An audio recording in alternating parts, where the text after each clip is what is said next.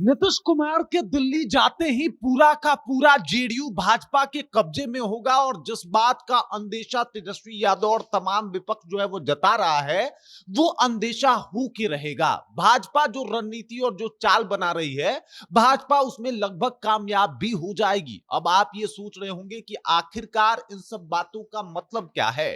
तो मतलब स्पष्ट है, नीतीश कुमार को दिल्ली भेजने का मकसद सिर्फ सीएम की कुर्सी नहीं, बल्कि भाजपा के द्वारा जेडीयू के ऊपर भी अपना कब्जा है। पूरी कहानी क्या है, सब कुछ आपको विस्तार पूर्वक बताएंगे, समझाएंगे और 4 कारणों में आज हम आपको ये बता देंगे कि किस तरीके से उधर नीतीश कुमार दिल्ली जाएंगे और इधर भाजपा वालों का पूरा वो कहीं ना कहीं प्रभाव जो है वो जेडीयू पे पड़ जाएगा। चलिए इसके ऊपर विस्तार पूर्वक चर्चा करते हैं, बातचीत करते हैं, लेकिन उससे पहले मेरा परिचय जान लीजिए।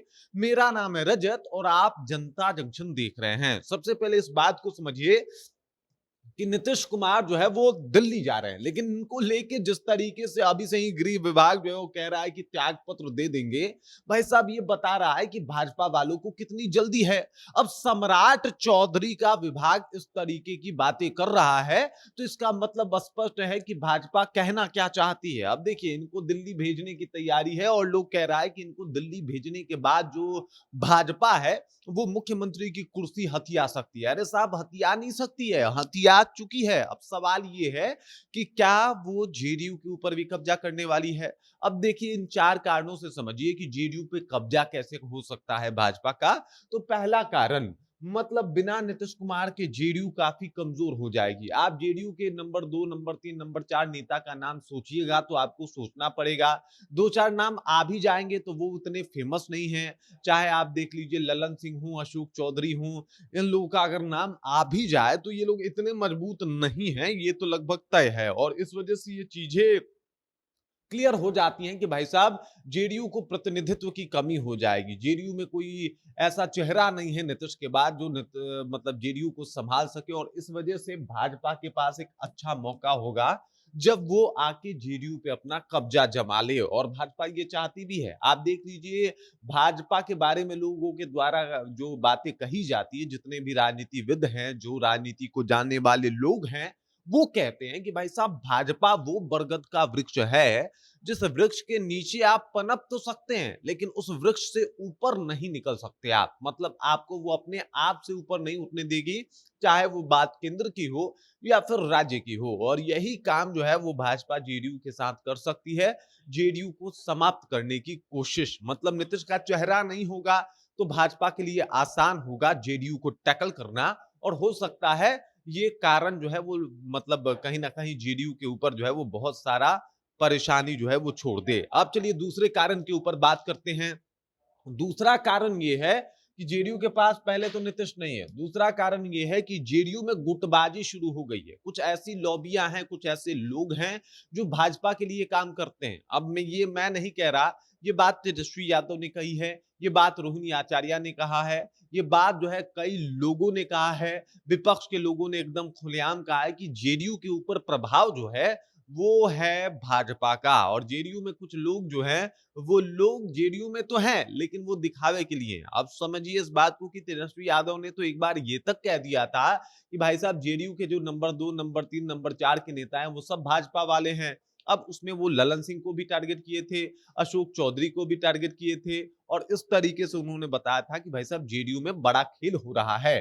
तो समझिए कि जब भाजपा ने, अगर तेजस्वी यादव की बातें सच है और भाजपा ने अपने जो कुछ लोग हैं वो जेडीयू के अंदर घुसा रखे हैं, बिठा रखे हैं, तो फिर जेडीयू के ऊपर कब्जा आसान होगा। खासकर अगर वो चेहरे बड़े हैं, जैसा कि दावा हमेशा से तेजस्वी यादव और विपक्ष के द्वारा किया जाता है। तो अगर इस तरीके की बातें हैं तो आसान है जेडीयू को समाप्त करना और जेडीयू उसके बाद समाप्त हो जाएगी। क्योंकि अगर मान लीजिए नाम से वो जेडीयू ही हो उसका नाम, लेकिन उसका काम भाजपा के इशारों पे चलना हो, तो साहब इसे भी समाप्त होना ही बोला जाता है। अपने वजूद, अपने विचारधारा को खो देना भी एक समाप्ति कही जाती है और वो समाप्ति के कगार पर जेडीयू पहुंचती हुई दिखाई दे रही है।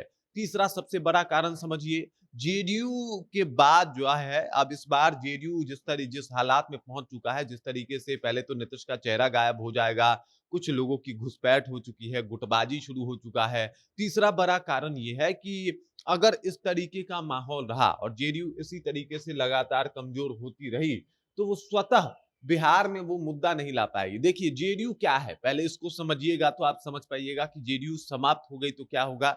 जेडीयू सेकुलरिज्म का एक सबसे बड़ा जीता जागता उदाहरण है। यहाँ पे किसी जाति की ज्यादा बात नहीं होती है, यहाँ पे धर्म की ज्यादा बात नहीं होती है, यहाँ पे बात विकास के मुद्दों पे होती है। लेकिन अगर जेडीयू वो काम करने लगे जो काम वो कभी करती ही नहीं थी, जैसे धर्म की बातें करने लगे, जाति की बातें करने लगे, तो शायद वो अपना वजूद खो देगी और एक समाप्ति ये भी कही जाएगी। तो ये माना जाएगा कि भाजपा का प्रभाव, संघ का प्रभाव जेडीयू के ऊपर ज्यादा पड़ गया और इस वजह से अब ये अपना विचारधारा खो रही है। धीरे धीरे यही तो लोग इनके ऊपर तोहमत भी लगा रहे हैं कि भाजपा के साथ मिलके जेडीयू वो विचारधारा की जो बातें किया करती थी, क्या उससे जो है वो पिछड़ रही है, वो इससे जो है वो पीछे जा रही है। इन तमाम मुद्दों के ऊपर जो है वो चर्चा शुरू हो गया। और चौथा बड़ा कारण इस बात को समझिए, जेडीयू में नेतृत्व की कमी है। जेडीयू में कोई ऐसा चेहरा ही नहीं है जिसके ऊपर नेतृत्व जो है वो सौंपा जा सके, या फिर जिसको मान लिया जाए कि नीतीश कुमार के बाद नीतीश के जैसे वो जेडीयू को संभाल सकता है। निशांत कुमार आने के बाद कुछ उस तरीके का प्रभाव अभी अपना दिखा नहीं पाए हैं। हालांकि मीडिया में खूब बने हुए हैं, कभी मंदिर कभी मस्जिद जाके ये संदेश तो दे रहे हैं कि अपने पिता के राह पे चल रहे हैं, लेकिन उनके पिता का राह कांटों भरा है, इतना आसान नहीं है। और जब तक वो इस चीज को प्रूफ नहीं करते, तब तक वो नीतीश कुमार के बेटे के तौर पे ही जाने जाएंगे, ना कि जेडीयू के किसी कद्दावर नेता के तौर पे। और इस वजह से ये माना जा रहा है कि भाई साहब, अगर नेतृत्व की कमी है, यहाँ पे विजन की कमी अब दिखने लगी है, यहाँ पे जो है जेडीयू की विचारधारा जो है वो उसकी कमी है, और ये तमाम गुटबाजी जो है वहां पे वो शुरू हो गई है, तो ऐसे में भाजपा का जेडीयू के ऊपर प्रभाव बढ़ना या कब्जा करना, जो कि विपक्ष हमेशा से दावा करते आया है, आसान होगा। और ये चार कारण है जिसकी वजह से जेडीयू बिहार में जो है वो खत्म होने के कगार पे पहुंच जाएगी। तो जो ये बातें कही जा रही है तेजस्वी यादव की तरफ से कि जेडीयू समाप्ति के कगार पे है, उसमें अगर इस प्रक्रिया से सोचा जाए तो दम तो है। बाकी इस खबर, इस जानकारी को लेके आप क्या सोचते हैं? क्या आपको भी लगता है कि भाजपा बिहार में जेडीयू समाप्त कर सकती है? तो कमेंट करके अपना विचार हम तक पहुंचा दीजिए। बाकी आप देख रहे हैं जनता जंक्शन और मेरा नाम रजत है।